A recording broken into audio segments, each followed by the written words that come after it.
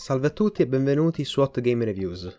In questa recensione vi parlerò di Betrayed, gioco sviluppato da Jorael, di cui potete seguire lo sviluppo sul suo Patreon.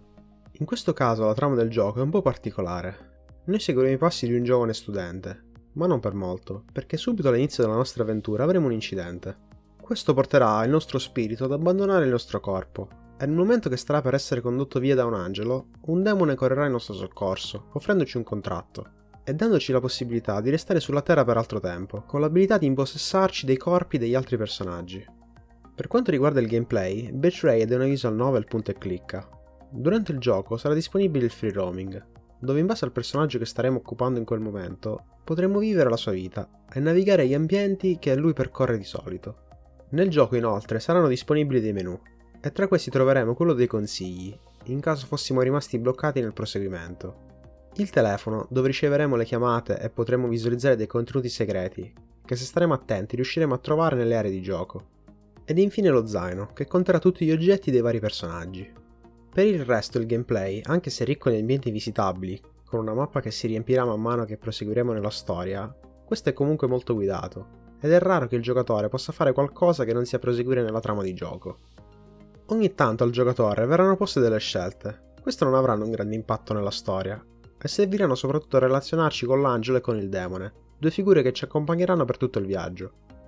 Adesso parlando della storia, questa è sicuramente inusuale. Grazie ad essa riusciremo a vivere le storie di molti personaggi, e alcune di queste riserveranno diverse sorprese. C'è però da dire che per quanto il gioco di base abbia una buona idea, il continuo cambio di corpo, senza la possibilità di scegliere di chi impossessarsi, non mi ha permesso di affezionarmi quasi ad alcun personaggio. E la maggior parte delle interazioni venivano vissute senza alcun interesse da parte mia, e soltanto con il desiderio di proseguire per vedere se ci sarebbe stata una svolta di trama interessante. Anche i stessi personaggi, a mio parere, sono poco interessanti e soffrono di una scarsa caratterizzazione, e spesso con questi ci ritroveremo in mezzo a delle dinamiche già create in precedenza, dove ci sentiremo un po' spiazzati.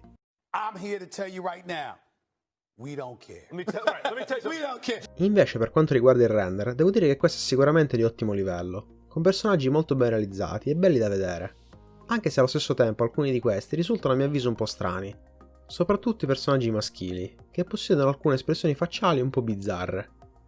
Parlando infine delle animazioni, questi come per il render sono di ottimo livello, in molti casi questa ha anche una discreta durata e sicuramente sono la parte migliore del gioco.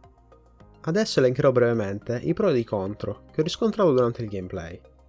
Tra i fattori positivi inizio con l'idea, che secondo me di base è molto buona, anche se la realizzazione potrebbe essere migliore. Il render, questo di ottimo livello. Le animazioni, queste lunghe e molto ben fatte. E musica e suoni, che fanno bene il loro lavoro. Mentre tra i difetti inizio con il gameplay. Questo con una mappa di gioco molto grande, ma a mio avviso un po' sprecata, dovuto all'andamento troppo lineare della storia. E per ultimo, la storia, che come ho già detto non mi ha fatto affezionare quasi ad alcun personaggio, e che in diversi tratti ho trovato noiosa. Adesso è il momento del voto, e anche se avrei voluto dare di più, quello che mi sento di dare è 7,5. Sinceramente mi aspettavo di più da Betrayed, ma spero che in futuro riesca a rifarsi. Grazie per aver seguito questa puntata di Hot Game Reviews, lascio in descrizione la pagina Patreon dell'autore e il walkthrough di gioco. E se avete qualche domanda da farmi, o volete consigliarmi qualcosa, lasciate pure un commento. Alla prossima!